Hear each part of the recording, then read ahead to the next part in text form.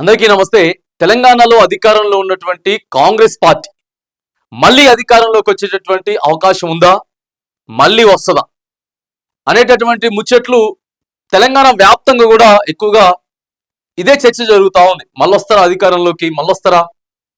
అధికారం చేపట్టిన తర్వాత ఒక సంవత్సరంన్నర 2 సంవత్సరాల తర్వాత ఈ పరిపాలన చూసి మళ్ళీ ఇదే చర్చ నడుస్తూ ఉంటది. గతంలో బీఆర్ఎస్ మొదటిసారి అధికారంలోకి వచ్చినప్పుడైనా, రెండవసారి అధికారంలోకి వచ్చినప్పుడైనా. ఎందుకంటే ఇప్పుడు ఆంధ్రప్రదేశ్లో తెలంగాణ కంటే ఇంకా తక్కువ 6 నెలలు దాదాపుగా వెనకే ఉంది ప్రభుత్వం. అయినా కూడా మరి రాబోయే ఎన్నికలలో మళ్ళీ కూటమి ప్రభుత్వం అవుతుందా, లేకపోతే జగనే వస్తాడా అనేటటువంటి చర్చ మళ్ళా అక్కడ జోరందుకుంది. ఇక్కడ కూడా పెద్ద ఎత్తున, ఎందుకంటే ఇప్పటికే దాదాపుగా 22 నెలలు అయిపోతా ఉంది. ప్రభుత్వం ఏర్పడి 22 నెలలు అయిపోతా ఉంటే ప్రజలు కావచ్చు, లేకపోతే నాయకులు కావచ్చు, ప్రధానంగా ఇటు పొలిటీషియన్స్ కావచ్చు, లేకపోతే సినీ ప్రముఖులు కావచ్చు, వ్యాపారులు కావచ్చు, అన్ని వర్గాల ప్రజలంతా కూడా వచ్చేసారి మళ్ళీ ఏది అధికారంలోకి వస్తుంది, ఇదే చర్చ. ప్లస్లు మైనస్లు ఇవన్నీ మాట్లాడుకునేటటువంటి ప్రయత్నం చేస్తా ఉంటే తెలంగాణలో మనం చూస్తా ఉన్నాం. ప్రధానమైనటువంటి సమస్య యూరియా మరి గతంలో ఎప్పుడూ లేనటువంటి విధంగా పొద్దుగాల లేస్తే యూరియా పంచాయతీ. కోడి గుయ్యక ముందే రైతన్నలు పోయి ఆడ బారులు తీరుతా ఉన్నారు. చెప్పులు పెట్టడం, పాస్ పుస్తకాలు పెట్టడం, వరుసగా లైన్లో నిల్చోవడం. యూరియా సమస్య చాలా పెద్దగా అయిపోయింది. గతంలో యూరియా సమస్య లేదు, ఎందుకంటే రైతులే నేరుగా చెప్తా ఉన్నారు.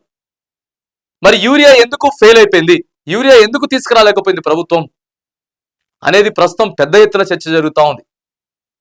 ఇక రైతులకు సంబంధించి, ప్రధానంగా రైతులకు సంబంధించి రైతు భరోసా కావచ్చు, లేకపోతే రైతు బీమా కావచ్చు, లేకపోతే రుణమాఫీ కావచ్చు, వీటన్నిటిలో కూడా కరెక్ట్గా ప్రభుత్వం చేయలేకపోయింది. అసలు వీళ్ళు ఏం పథకాలు తీసుకొచ్చిర్రు? ఇందిరమ్మ ఇండ్లు ఇస్తారు. ఇందిరమ్మ ఇండ్లు ప్రధానంగా వినపడుతుంది ప్రస్తుతం ఏంటంటే అసలు ఏం జరుగుతూ ఉంది, తెలంగాణలో ఏం జరుగుతూ ఉంది, ప్రభుత్వం ఎట్లా పనిచేస్తా ఉంది, అసలు వస్తారా, నెక్స్ట్ అధికారంలోకి వచ్చే అవకాశం ఉందా? మూసీని ప్రక్షాళన చేస్తామని చెప్పిండ్రు, ఆ మూసీ ఏమైపోయింది? దాదాపుగా అన్ని డిపార్ట్మెంట్లు కూడా, చాలా డిపార్ట్మెంట్లు కూడా మేము ధర్నా చేస్తామని చెప్తా ఉన్నారు. ఇటు ప్రైవేట్ కాలేజీలు కావచ్చు, లేకపోతే ఆరోగ్యశ్రీలకు సంబంధించి ప్రైవేట్ ఆసుపత్రులు కావచ్చు, ఆర్టీసీ యాజమాన్యం కావచ్చు, జూనియర్ డాక్టర్లు కావచ్చు, ఇట్లా అనేక విధాలుగా తెలంగాణలో చాలా ఇబ్బందులు ఎదురవుతా ఉన్నాయి. ప్రధానంగా మీరు చూసుకున్నట్లయితే యూరియా వల్ల ప్రభుత్వానికి బాగా డ్యామేజ్ అయింది. ఇక్కడ కూడా నడుస్తా ఉంది, అరే నెక్స్ట్ అధికారంలోకి వస్తారా, నెక్స్ట్ అధికారంలోకి ప్రభుత్వం వచ్చే అవకాశం ఉందా లేదా అనేది యూరియాకి సంబంధించి పెద్ద ఎత్తున మరి చర్చ అయితే జరుగుతున్నటువంటి నేపథ్యంలో ప్రజలు ఎందుకు సర్పంచ్ ఎన్నికలు నిర్వహించలేకపోతా ఉన్నారు? ఇప్పటికి 22 నెలలు అయిపోయింది అధికారంలోకి వచ్చి. అదే సెప్టెంబర్ 1వ తారీఖు లోపు, సెప్టెంబర్ అయిపోయిన తర్వాత అక్టోబర్ 1వ తారీఖు లోపు అయినా సరే, సెప్టెంబర్ 30 లోపు మనం అందరం చూసినాం. సెప్టెంబర్ 30 లోపు ఎన్నికలు పెట్టాలని చెప్పేసి కోర్టు విధించింది. అయినా కానీ ఇప్పటివరకు ఎటువంటి రెస్పాన్స్ లేదు. సర్పంచ్ ఎన్నికలు కూడా బాగా డ్యామేజ్ అయిపోయినాయి. సర్పంచ్ ఎన్నికలు, ఇక జెడ్పీటీసీ ఎన్నికలు, జెడ్పీటీసీ, ఎంపీటీసీ, ఇవన్నీ కూడా ప్రభుత్వానికి ప్రస్తుతం ఇదే నడుస్తా ఉంది. ఎందుకంటే సర్పంచ్ ఎన్నికలు నిర్వహించట్లేరు, అక్కడ నుంచి బిల్లులు వస్తలేరు. ఇప్పుడు పారిశుద్ధ్య కార్మికులకి తెలంగాణలో 4 నెలలు అవుతుంది జీతాలు లేక.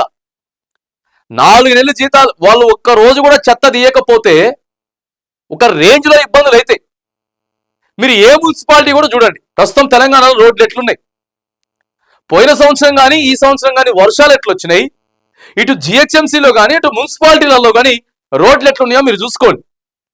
సెంట్రల్ లైటింగ్ కానీ, సైడ్ డివైడర్లు కానీ, లేకపోతే ఆ డబల్ రోడ్లు కానీ శాంక్షన్ అయి ఉన్నాయి, కానీ ఆ రోడ్లు పోయట్లేరు. రోడ్లంతా కూడా డ్యామేజ్ అయిపోయినాయి వర్షానికి. రోడ్లు బాగాలేవనేది ఒక చర్చ. సర్పంచ్ ఎన్నికలు నిర్వహించట్లేరు.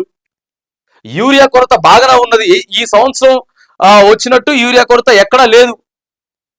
ఎందుకు ప్రభుత్వం ఆలోచన చేయలేకపోతా ఉంది? ఇట్లా ప్రతిదీ కూడా కాంట్రవర్సీ అయిపోతా ఉంది. ప్రభుత్వంలో ప్రతిదీ కాంట్రవర్సీ అయిపోతా ఉంది. కొన్ని మెట్రో స్టేషన్లలో ప్రధానంగా ఎల్బీ నగర్ నుంచి వెళ్ళి మనకి హైటెక్ సిటీకి చూసుకున్నట్లయితే వయా అమీర్పేట నుంచి వెళ్ళి కొన్ని మెట్రో స్టేషన్లలో రాత్రి 9 దాటితే అరే మహిళల్ని హెరాస్ చేస్తా ఉన్నారు, వాళ్ళని ఇబ్బందులు పెడతా ఉన్నారు అనేటటువంటి ఆరోపణలు కూడా పెద్ద ఎత్తున వినపడతా ఉన్నాయి.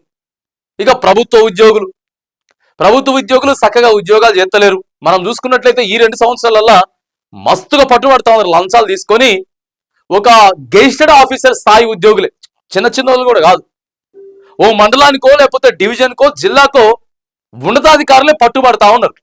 అంటే కాంగ్రెస్ ప్రభుత్వం అంటే అధికారులు ఇట్లనే పనిచేస్తారయ్యా, ఇగో స్లోగా పనిచేస్తారు, లంచాలు తీసుకుంటారు, అవినీతి ఎక్కువైపోతుంది, టైంకి డ్యూటీకి రారు, చిన్నగా 12 గంటలకు వస్తారు, 3-4 గంటలకు వెళ్ళిపోతారు. ఇదే జరుగుతుంది ప్రస్తుతం తెలంగాణలో. ఇప్పటివరకు నేను చెప్పింది జరుగుతుందా లేదా అనేది మరిగా వీడియో చూసేటోళ్ళు ప్రజలే డిసైడ్ చేయాలి.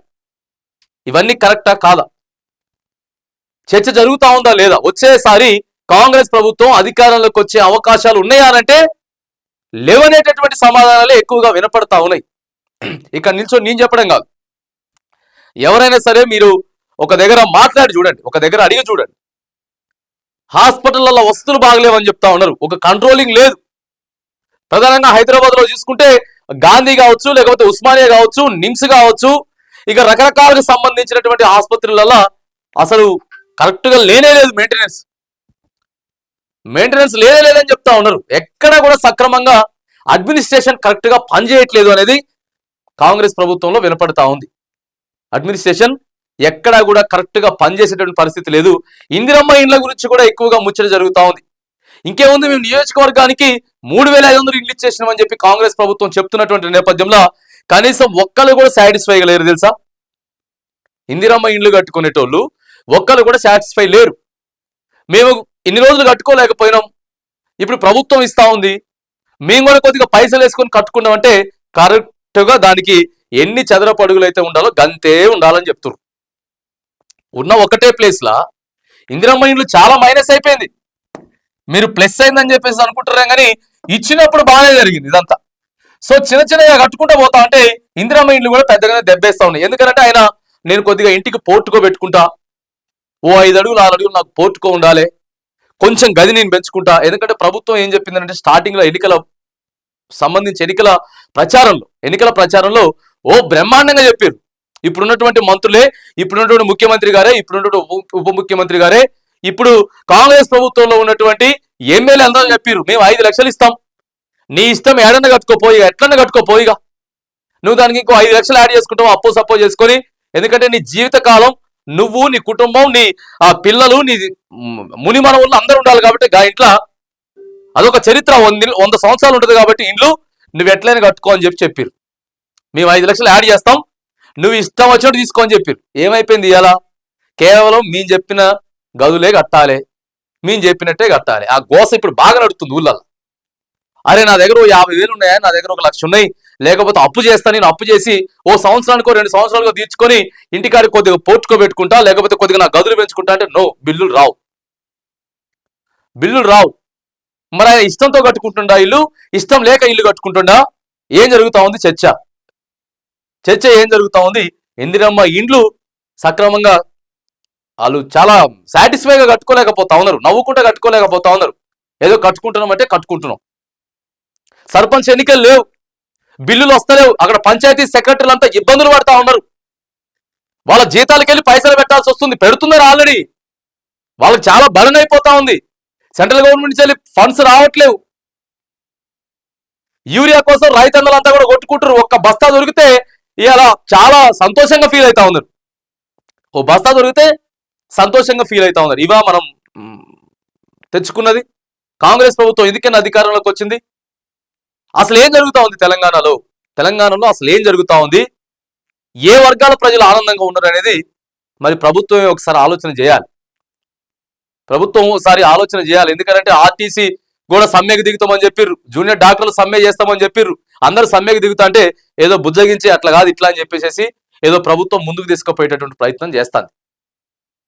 మనం ఇందిరమ్మ రాజ్యం అని చెప్పినాము, అదని చెప్పిర్రు, ఇదని చెప్పిర్రు, ఎవ్వరు ఏం మాట్లాడేటువంటి పరిస్థితి అయితే ఉన్నది. కాకపోతే ఇక్కడికి వెళ్ళి 50 సార్లు ముఖ్యమంత్రి గారు ఢిల్లీ పోతాడు, ఆడికెళ్ళి వస్తాడు, కానీ సర్పంచ్ ఎన్నికలు మాత్రం జరగవు.